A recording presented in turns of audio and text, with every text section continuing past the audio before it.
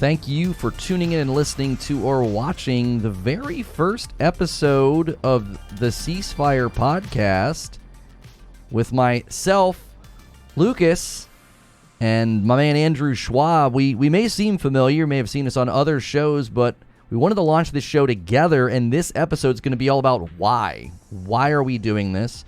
We're even going to have it structured in a way to give you a sample of how we will be structuring these episodes going forward. So, Andrew, excited to finally be doing this. I think we've been planning this for maybe 6 months. It's taken a while. I can't believe we're here, man. I really cannot believe we're actually recording this right now. There's been so much buildup behind the scenes, and I feel like every week we have met together, dating back like 6 months, with the intention of recording an episode, and then we just raise more questions as to what else we need to do before we get to launch day. So here we are, and everyone is listening to our really fly by the seat of the pants first shot at this. Would you agree? Yeah. It was one of those things where we had a concept. It was a little abstract. We spent months massaging it, and then we wanted to think through how to structure it. And then it was like, I think we just have to do an episode, just jump in and do one, and then we'll sort of have that framework of how we want to go forward. So what we wanted to do in this episode in particular is, you can see right beneath us, episode 1, why start this podcast? So what we're going to do is we're going to answer that question in a couple of ways for this first segment. This is called the flyover. Why do the show? What sort of is the problem that we see? And then how will we create shows? So how are we going to approach this? How's it going to be segmented out? So first and foremost, why do this show? Andrew, you and I had some conversations that led to this. We actually had the conversation on another podcast, on your Pioneers podcast. Why do you want to do a show like this? It's a great question. We've had a lot of time to analyze the answer, so I feel like at this stage of the game, we can both probably articulate our motivation very clearly, which I think is a really good thing. I know there are a lot of shows out there that just launch, it's just a couple dudes sitting in a room, and there are a lot of podcasts out there that have been very successful who followed that format. And you and I think we have a lot of intersection and commonality in the way that we approach things and our sort of take on the world. And the very first thing that we talked about was having a purpose in doing a show together, a goal, and addressing something that we both felt specific passion toward. And I think that's the driving motivation. I don't want to speak for you. I can only speak for me. But at this stage of the game for me in my career, I've been doing music for over 25 years. I've had 2 podcast shows that I've been doing for going on 5 years now, believe it or not. Wow.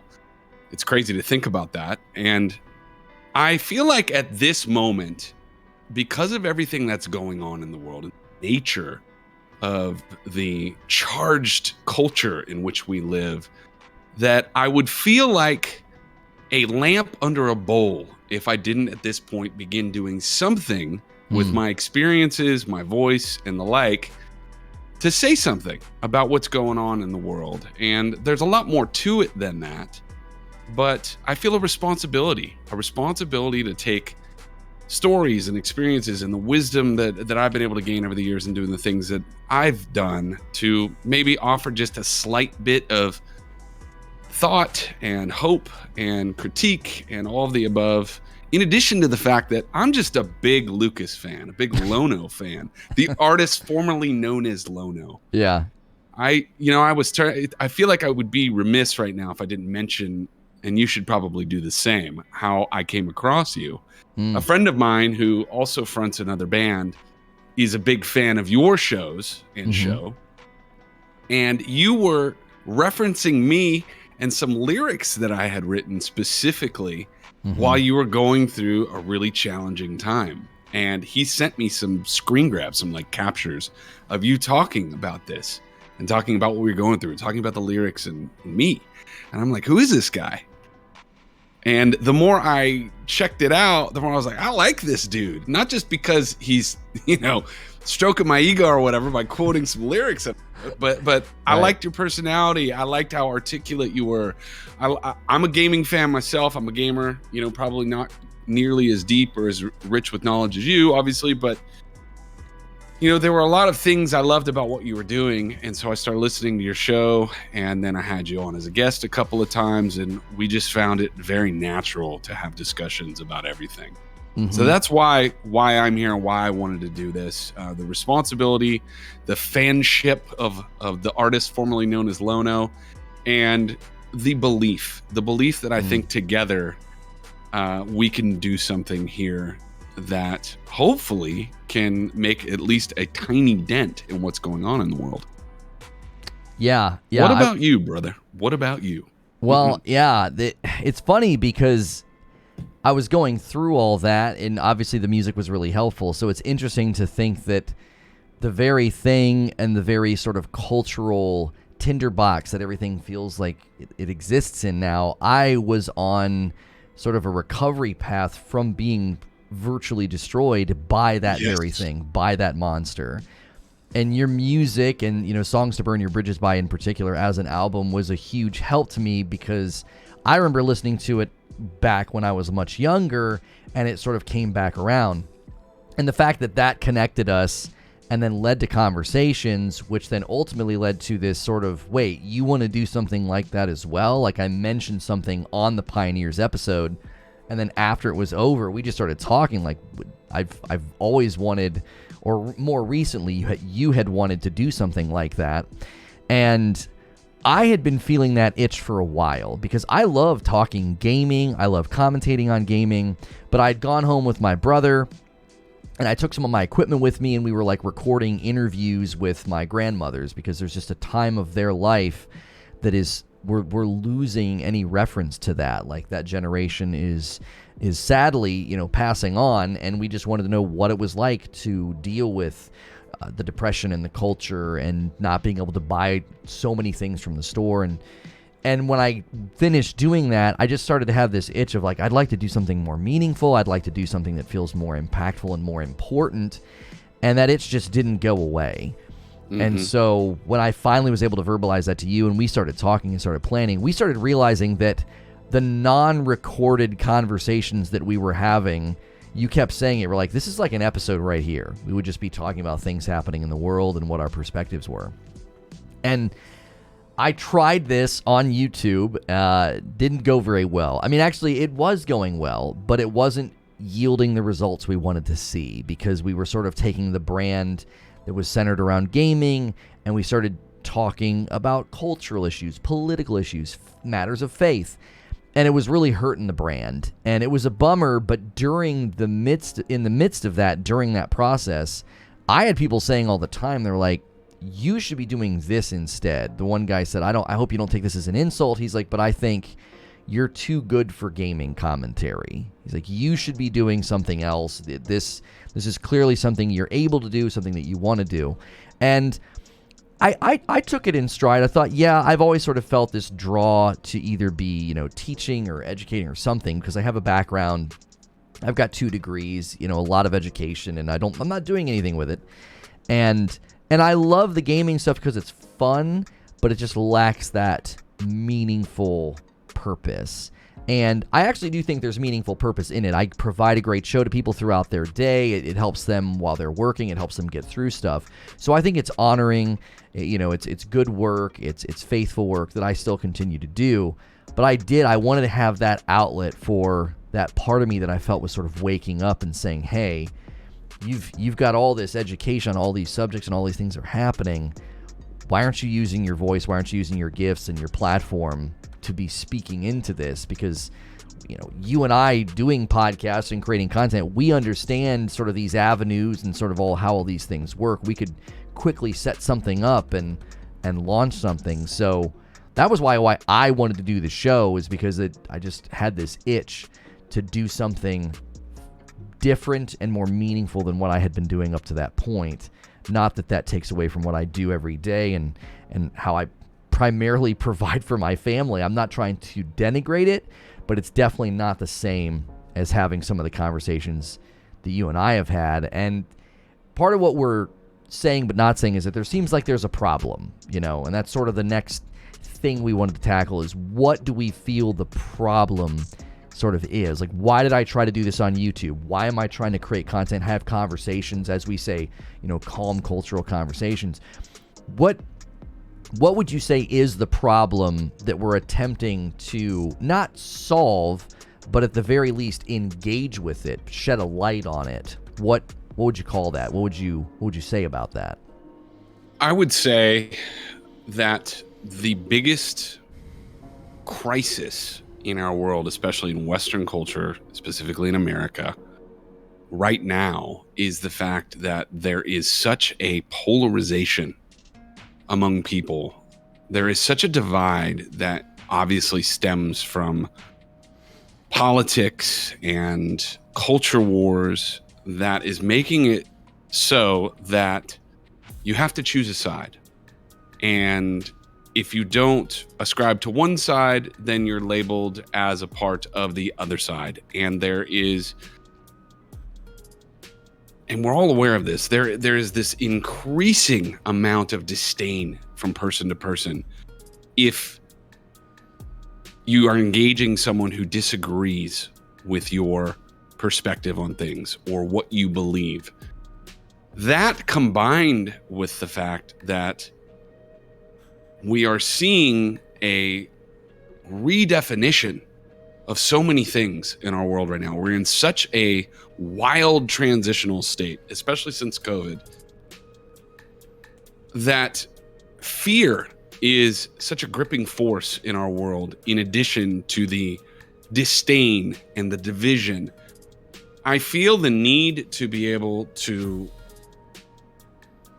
confront that specific issue through modeling conversations in a different way, through engaging people that disagree with what I might think or what you might think in terms of worldview or philosophy or politics, or even a reaction to a specific article or news cycle story. So I'm getting into a little bit more of the solution or how we're going to create the shows. But the problem that I see is that we're divided. We're divided as people, and we're all tribing up. And if you don't tribe up, you're left out in the cold. Or if you don't tribe up with a certain tribe, you're labeled as being part of another tribe. And people are being pushed across this valley. And I feel like there is another way to approach discussion, the battle of ideas, the transition into a new era of civilization that makes it possible for us to have conversations or to make our opinions or feelings or arguments known to the world without being hated or showing hate, if that makes sense. So again, I'm tapping into a little bit of solution along with problem, but the problem is definitely, as I would see it, there is a divide, and I think there's a reason for it. I want to look at the reasons for the divide as well as the solutions to it. That's my take on where our circles, so to speak, are intersecting here in terms of this show. Talk to me about what you think, Mr. Lucas.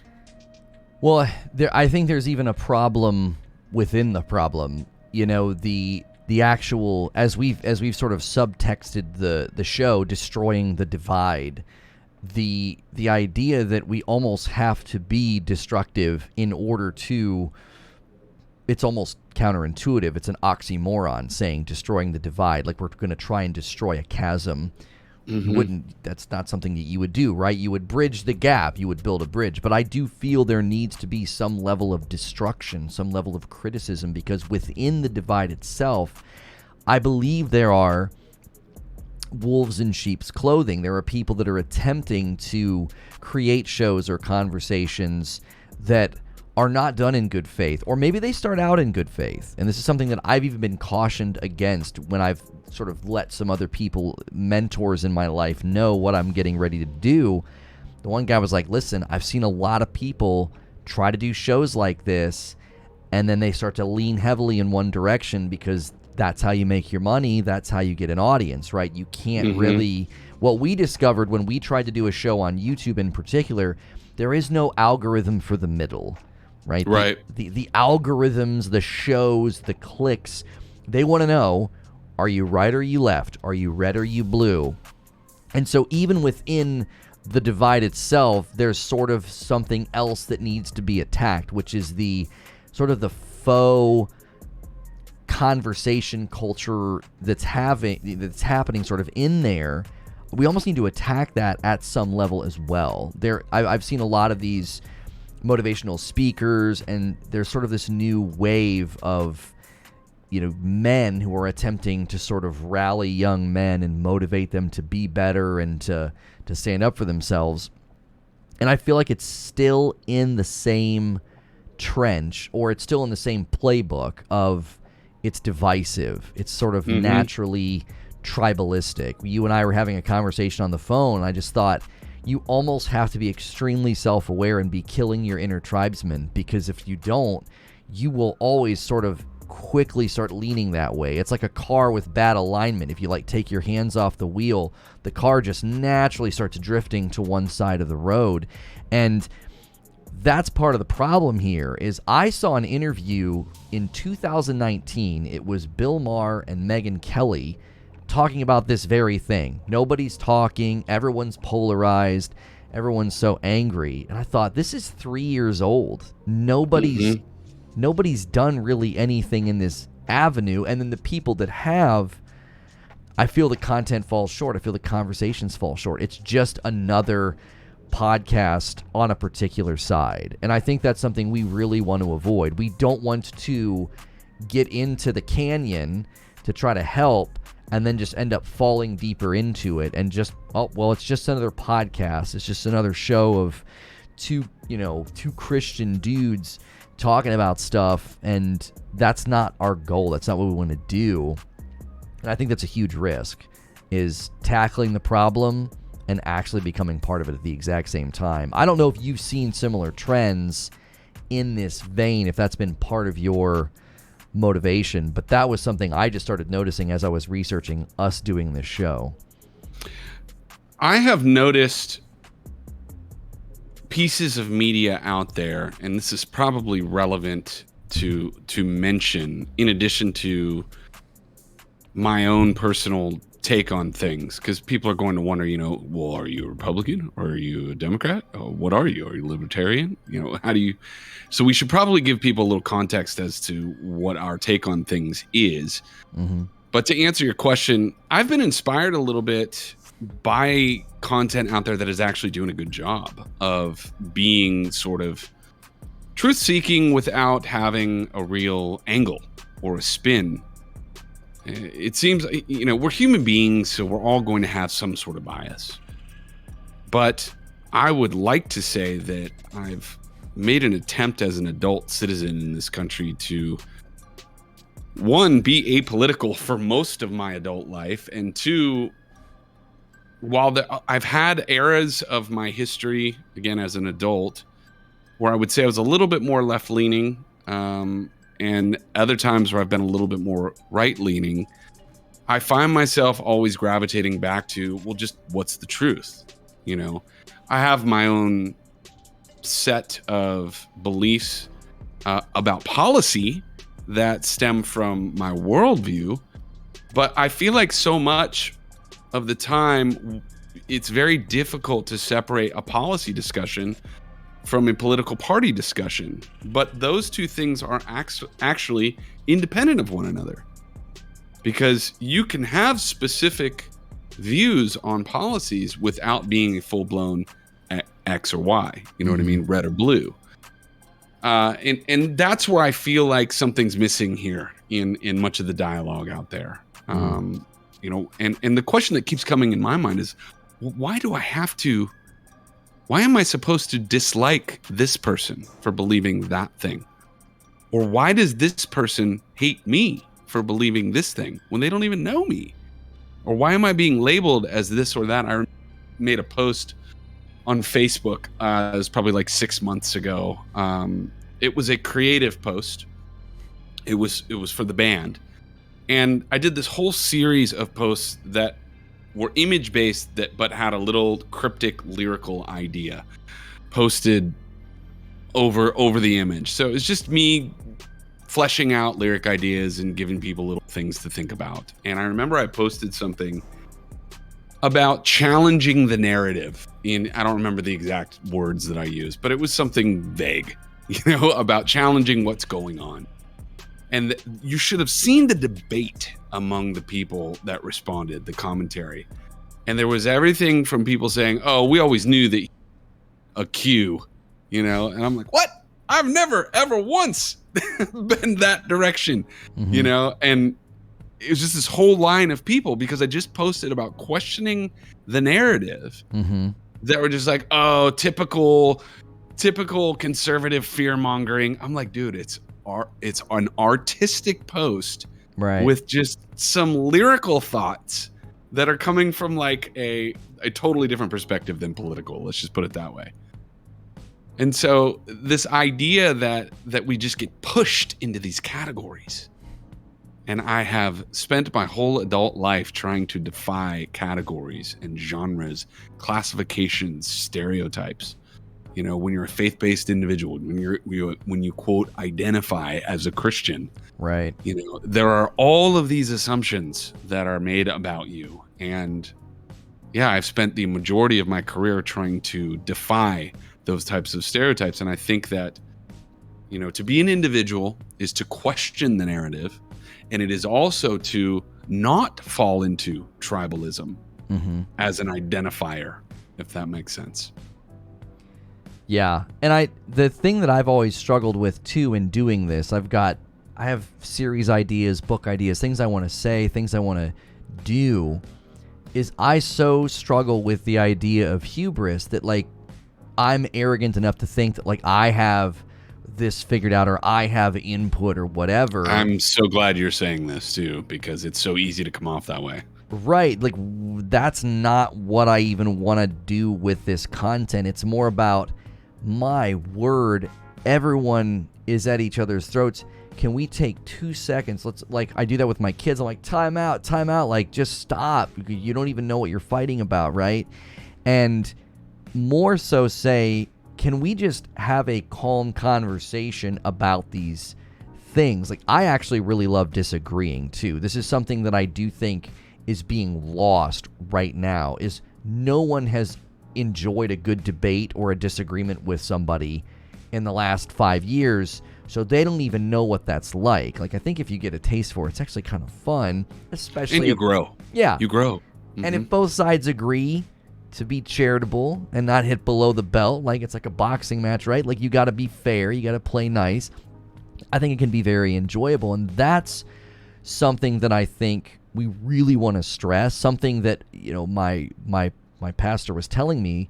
He was like, you're going to run into this problem of needing to be an expert. Like, expertise is something that really makes a lot of these shows just run aground, because they sort of start turning into a pundit and sort of a windbag. Like, they posture as an expert, and that's not something we want to do. I think it's more about fostering an environment of conversation, questioning, growth, and then saying, listen, I'm not the expert, but I want to know more about X position, Y position. I want to see if it's compelling or not. I want to see if can I be compelling? Can I push back a little bit on what somebody might think or what somebody might believe, and make them feel as if they have grown, they have had their consciousness raised, or just be more empathetic and sympathetic to people who are different than you, instead of thinking they're your enemy. So I don't want to posture from an area of like we've arrived or something, but it definitely feels as though you've walked in the room, that animated gif where he like walks in the room with the pizza and like everything's on fire, right? It's like, I'm not an expert, but I definitely know how to put a fire out to a certain degree, and I definitely feel that we know how to have conversations. We know, I think, how to debate and to be, or at least we're working on that, and that is something that could be happening with the show. It could almost be transformative, that we grow in our ability to engage in a cultural conversation, as opposed to what's happening now, where I just feel the other element of this is, as that divide happens, I've even started to feel like people that are sort of more on my side on an issue, they keep going further that way And I feel like they expect me to come with them. And it's like, what on earth? Like, I had a conversation with someone recently where I felt as though there's almost like this pressure to like, no, we're going further down this path of being divisive. And I was like, well, now I don't even know if I have like allies or even people that I would consider to be like-minded, because I just feel like they're running in the other direction. I don't know. That's been the experience I've had even recently with people that I thought were like-minded. Yeah, and this gets into the how. We're probably naturally transitioning into the point that we're trying to make here is how are we going to do this? We're laying out the why and the motivation and what brought us together and the like. But how are we going to attack topics, hopefully from, a peacemaker perspective, a more moderate perspective, and a thoughtful perspective.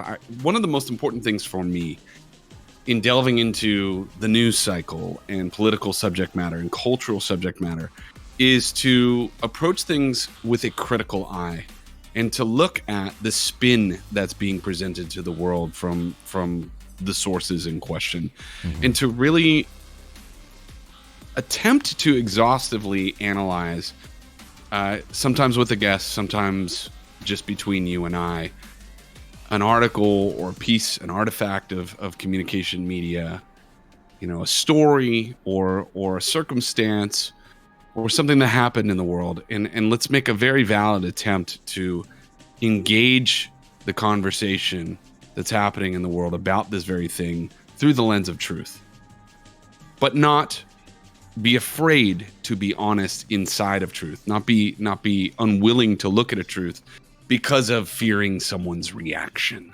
fearing an audience's reaction, fearing a segment of the population's reaction. I feel compelled, just as a man and as an adult, to be honest and just to not hold back any punches and kind of let the chips fall as we discuss things. And you mentioned, there's a right way and a wrong way to have debate. There's a right way and a wrong way to engage the media. Unfortunately, we see a lot of examples of the wrong way to do it out there because everybody's just trying to sell tickets. Everybody's just trying to sell subscriptions. Everybody's just trying to make $1. And we're not exempt. We're human beings, but we want people to sign up for a subscription via Patreon or when it's appropriate via YouTube and the like, because they like what we're doing. They feel like we're attacking this thing with fervor, with passion. We're putting a lot of work into it, that we're giving them some value in terms of what we're talking about, and that we're really attempting to look at everything from a systematic, logical, linear standpoint. And that's really valuable to me. Maybe you can talk a little bit more specifically about how we're structuring everything, because I feel like we've arrived at a pretty good place here. Yeah, we wanted to structure it in a way that would protect us from a couple of things. Number one, we wanted to avoid being flimsy or cowardly.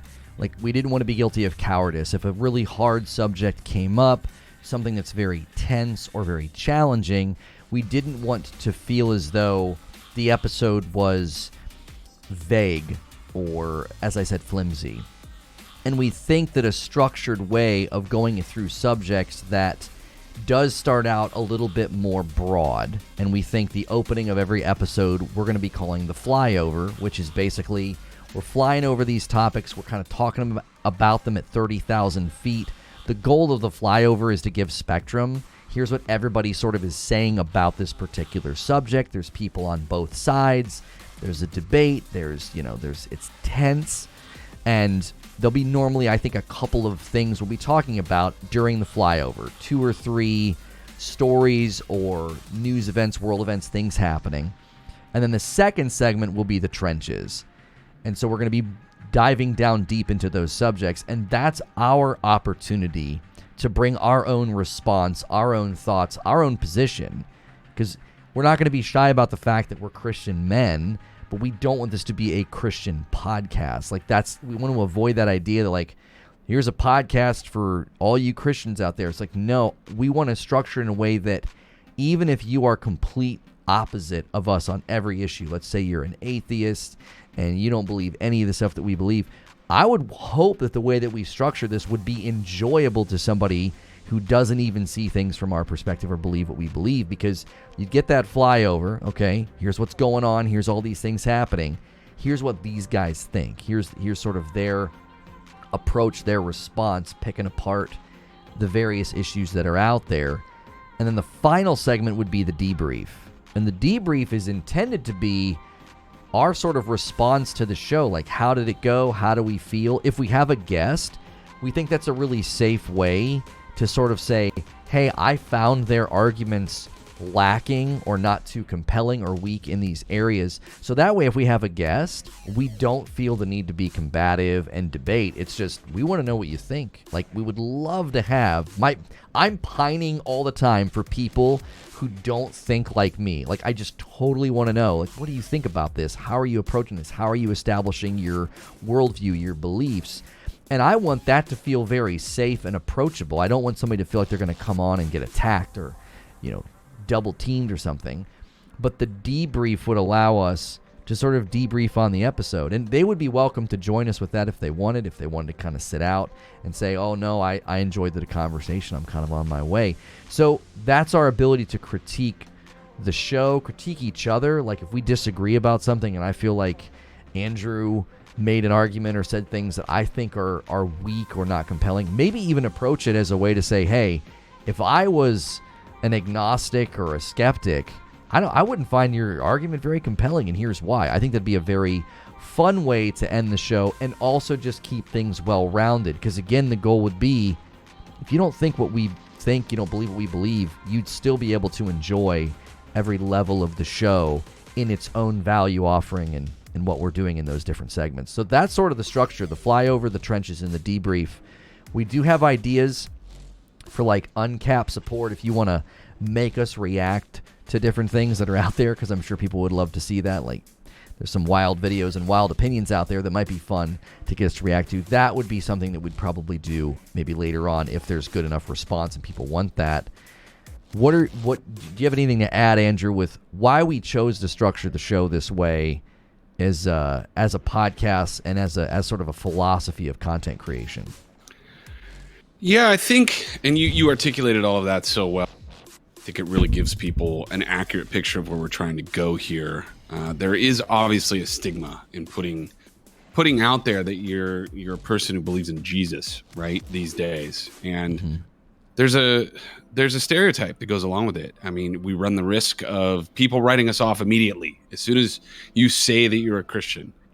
We're willing to run that risk because this is something that we believe. But at the same time, we don't think that, we're hoping at least that there's a hole that ideally we're trying to fill here, that there isn't a lot of content out there that's being approached in this way. We're not being cultural warriors again. We're not just planting a flag as representatives of the red, or fulfilling, every check box that what a conservative Christian American person is supposed to be. I mean, we really defy that mold.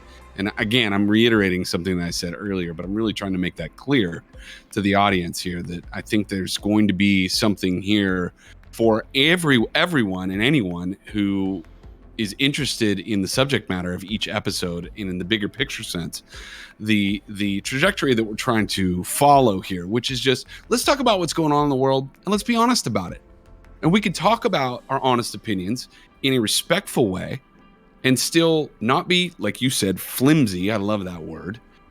We can be men. We can be honest. Can I say that? Be a man.